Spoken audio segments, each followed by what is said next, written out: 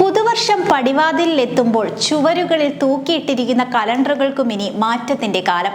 ആഘോഷങ്ങളും ആചാരങ്ങളും എന്ന് മാത്രമല്ല, ജോലിയും ദിനചര്യകളും യാത്രകളും ഒക്കെ കലണ്ടറിലെ അക്കങ്ങൾക്കൊപ്പമാണ്. കലണ്ടറിലെ ചുവന്ന അക്കങ്ങളെ ഏറ്റവും കൂടുതൽ സ്നേഹിക്കുന്നവരുമുണ്ട്. സർക്കാർ ജീവനക്കാരും ബാങ്ക് ജീവനക്കാരും എല്ലാം ഏറെ ഇഷ്ടത്തോടെയാണ് കലണ്ടറിലെ ചുവപ്പ് കൊണ്ടുള്ള പൂക്കളങ്ങളെ കാണുന്നത്. പുതുവർഷം പുതിയ തുടക്കത്തിന്റെ ശുഭസൂചകമാണ്. പോയ സംവത്സര ദിനങ്ങളിലെ പ്രയാസങ്ങളും സംഘർഷങ്ങളും തെറ്റുകളുമെല്ലാം മാറ്റി തിരുത്തി മുന്നേറാനുള്ള കാലം. പുതുവർഷം എത്തും മുൻപ് തന്നെ പുതിയ കലണ്ടർ ചുവരിൽ തൂക്കി അത് നോക്കി പ്രതീക്ഷയുടെ പുഞ്ചിരി പൊഴിക്കുമ്പോൾ ചരിത്രഗണനയുടെ കലണ്ടറിന് പറയാനുമുണ്ട് ഏറെ കഥകൾ. ലോകമെമ്പാടുമുള്ള ജനങ്ങൾ തങ്ങളുടെ പ്രത്യേക താല്പര്യങ്ങൾക്കനുസരിച്ച് കലണ്ടറിൽ ആവശ്യമായ പരിഷ്കാരങ്ങൾ വരുത്തിയത് ചരിത്രം. സാമൂഹികവും സാമ്പത്തികവും സാംസ്കാരികവും ഭരണപരവും മതപരവുമായ മേഖലകളിലെ വ്യതിയാനങ്ങൾ ഇതിന് ആക്കം കൂട്ടി. ദിവസം, ആഴ്ച, മാസം, വർഷം എന്നിങ്ങനെ പ്രത്യേകമായി തരംതിരിച്ച് അവയ്ക്ക് ഓരോരോ പേരുകൾ നൽകുന്നതിൽ വ്യത്യസ്ത സംസ്കാരങ്ങൾ അതീവ താല്പര്യം പുലർത്തി. കണക്കുകൂട്ടുക എന്ന് അർത്ഥം വരുന്ന കലണ്ടർ എന്ന പദത്തിൽ നിന്നാണ് കലണ്ടർ എന്ന പദം ഉരുത്തിരിഞ്ഞത്. സൂര്യൻ, ചന്ദ്രൻ, നക്ഷത്രങ്ങൾ എന്നിവയെ ഉൾക്കൊള്ളുന്ന ജ്യോതിശാസ്ത്രമാണ് പ്രധാനമായും കാലഗണനത്തിന് ആധാരമായത്. ഇന്നത്തെ ഇറാഖിന്റെ ഭാഗവും പൗരാണിക സംസ്കാരത്തിന്റെ കളിത്തൊട്ടിലുകളിലൊന്നുമായ തെക്കൻ മെസപ്പൊട്ടോമിയയിലെ സുമേറിയൻ സംസ്കാരമാണ് ചരിത്രത്തിലെ ആദ്യ കലണ്ടർ സംവിധാനം ആവിഷ്കരിച്ച് ഉപയോഗിച്ചതെന്ന് ചരിത്രരേഖകൾ സൂചിപ്പിക്കുന്നു. ഏകദേശം 29 ദിവസം വേണ്ടിവരുന്ന ചന്ദ്രന്റെ രൂപമാറ്റത്തിന് ആവർത്തന ചക്രമായിരുന്നു സുമേറിയൻ സംസ്കാരത്തിന്റെ കാലഗണനയ്ക്ക് അടിസ്ഥാനമായിരുന്നത്. ലോകത്തെ ഏറ്റവും പഴയ കലണ്ടറായി ചരിത്രത്തിൽ രേഖപ്പെടുത്തിയിട്ടുള്ളത് പെറുവിലെ നാസ്ക വംശജർ രൂപം നൽകിയ കലണ്ടറാണ്. ഒട്ടേറെ സവിശേഷതകളുള്ള അത്ഭുതം വിളമ്പുന്ന ഈ കലണ്ടറിൽ ഉപയോഗിച്ചിരുന്ന രേഖകൾ പക്ഷിയുടെയും മൃഗങ്ങളുടെയും രൂപത്തിലുള്ളവയായിരുന്നു. കണക്കിലെ അക്കങ്ങൾക്കൊപ്പം ജീവികളുടെ ചിത്രങ്ങൾ കൂടി ചേർത്തുകൊണ്ടുള്ള കലണ്ടറിന്റെ നിർമ്മിതി ഏറെ വ്യത്യസ്തമായി. ഈ ചിത്രഗണിതങ്ങളിലൂടെ നാസ്ക വംശജർ പറയാൻ ഉദ്ദേശിച്ചതെന്തെന്ന് ലോകത്തിന് അജ്ഞാതമാണ്.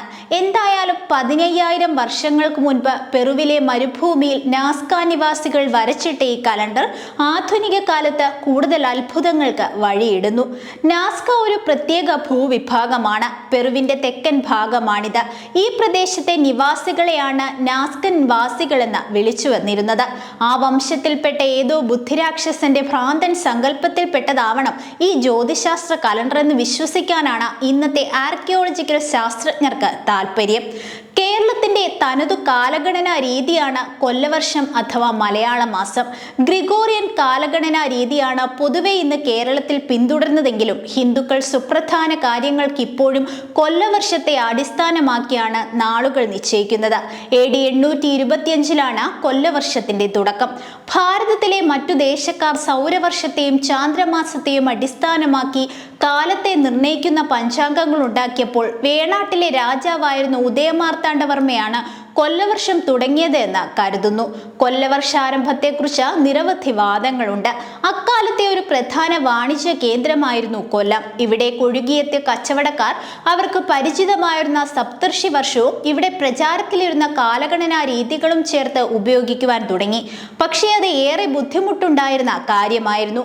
വേണാട്ടരജനായിരുന്ന ഉദയമാർത്താണ്ഡന്റെ നേതൃത്വത്തിൽ സൗരവർഷത്തെയും സൗരമാസത്തെയും കൂട്ടിയിണക്കി AD 825 കൊല്ലവർഷത്തിന് രൂപം കൊടുത്തുവെന്നാണ് കരുതുന്നത്. എന്നാൽ കൊല്ലം നഗരം സ്ഥാപിച്ചതിന്റെ ഓർമ്മയ്ക്കാണ് കൊല്ലവർഷം ആരംഭിച്ചതെന്നും ചിലരും രാജ്യതലസ്ഥാനം കൊല്ലത്തേക്ക് മാറ്റിയപ്പോഴാണ് കൊല്ലവർഷം തുടങ്ങിയതെന്നും മറ്റു ചിലരും അഭിപ്രായപ്പെടുന്നു.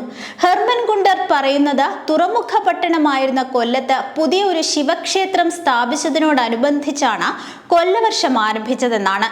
കൊല്ലം വളരെ പ്രാധാന്യമുള്ള ഒരു തുറമുഖമായി ഉയർന്നു വന്നപ്പോൾ മറ്റു രാജ്യങ്ങളും കൊല്ലവർഷം സ്വീകരിക്കുകയായിരുന്നുവെന്ന് ലോകസഞ്ചാരിയായ ഇബ്നു ബത്തൂത്ത വാദിക്കുന്നു. നൈസിയയിലെ ആദ്യത്തെ എക്യൂമെനിക്കൽ കൗൺസിൽ എല്ലാ ക്രിസ്ത്യൻ രാജ്യങ്ങൾക്കും ഈ കലണ്ടർ നിർബന്ധിതമായി പരിഗണിക്കാൻ തീരുമാനിച്ചു. ഇന്ന് ലോകത്തിലെ മിക്ക രാജ്യങ്ങളും ഉപയോഗിക്കുന്ന കലണ്ടർ സമ്പ്രദായത്തിന്റെ അടിസ്ഥാനം ജൂലിയൻ കലണ്ടറാണ്.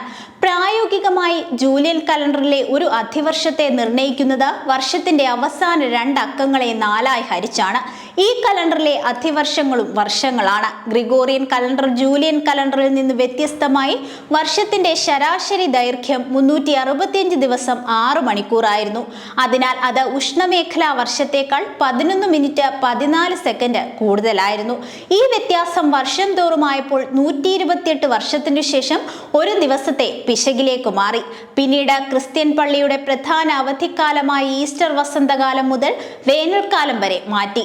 സഭാ നിയമങ്ങൾ അനുസരിച്ച് മാർച്ച് 21-നും ഏപ്രിൽ 18-നും ഇടയിൽ വരുന്ന വസന്ത പൗർണമിക്ക് ശേഷമുള്ള ആദ്യ ഞായറാഴ്ചയാണ് ഈസ്റ്റർ ആഘോഷിക്കുന്നത്.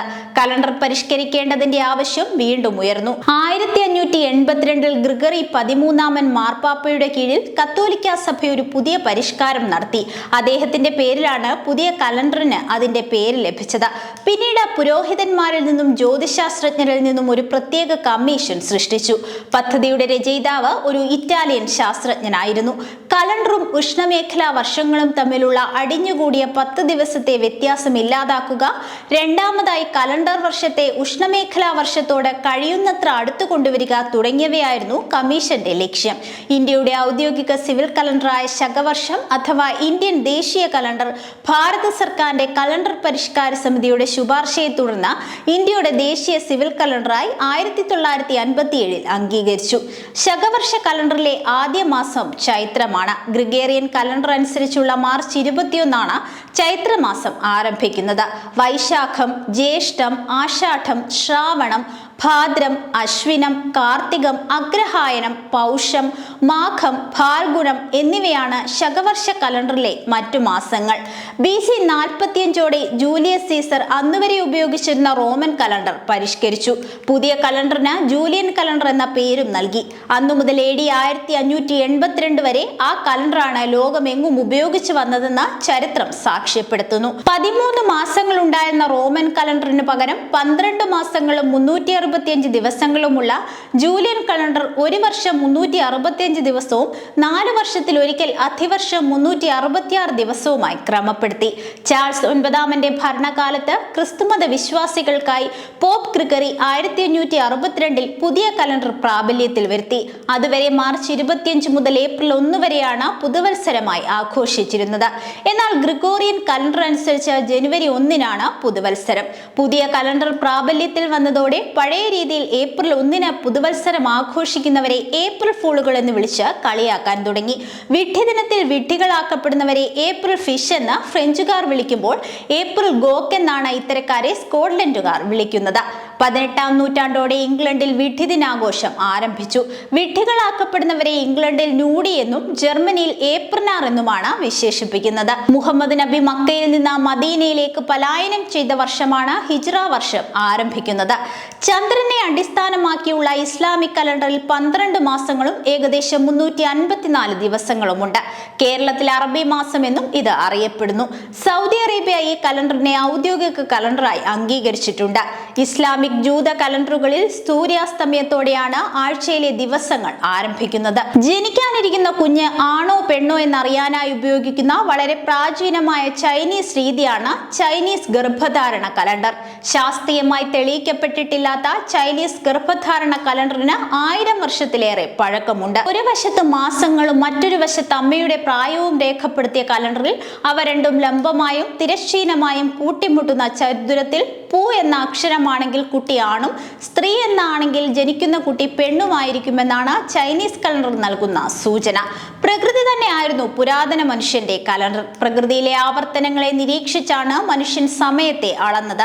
ഒരു രാത്രിയും പകലും ചേർന്നതായിരുന്നു അവന്റെ ഒരു ദിവസം. പ്രകൃതിയിൽ ആവർത്തിച്ചു വന്ന മറ്റൊരു പ്രതിഭാസമായിരുന്നു അമാവാസിയും പൗർണമിയും. ഒരു അമാവാസി മുതൽ അടുത്ത അമാവാസി വരെയും ഒരു പൗർണമി മുതൽ അടുത്ത പൗർണമി വരെയും 29.5 ദിവസങ്ങളാണ് ഉള്ളതെന്ന് അവൻ കണ്ടെത്തി. ഈ സമയത്തെയാണ് മാസം എന്ന് വിളിച്ചത്. മാസം എന്ന വാക്കു തന്നെ ചന്ദ്രനെ അടിസ്ഥാനമാക്കിയ സമയം എന്നർത്ഥം വരുന്ന മൂണത്ത് എന്ന വാക്കിൽ നിന്നുമാണ് ഉണ്ടായത്.